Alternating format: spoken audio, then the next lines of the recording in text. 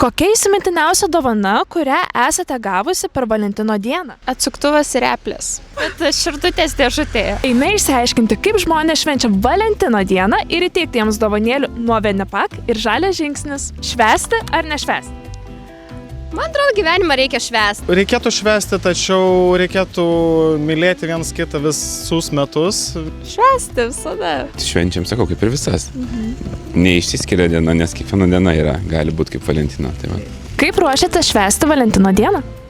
Nelabai šiaip ruošiuosi, planuoju skirti laiko daugiau savo, atsikelt, pasportuoti, skaniai nuėti su draugė papusryčiauti. Vakare turėsim tiesiog vakarienę su draugu.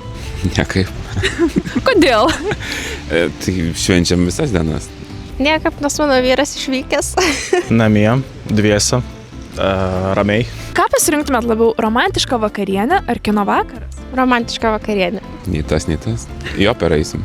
Gal romantiška vakarienė? Greičiausiai vakarienė.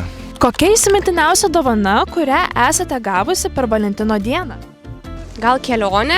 Man geriausia dovana yra kažkokie atsiminimai. Tai jo, kelionė buvo geriausia mano dovana per Valentino progą. Nedaug esu gavęs, iš tikrųjų. Tebūnie greičiausiai PlayStation'as.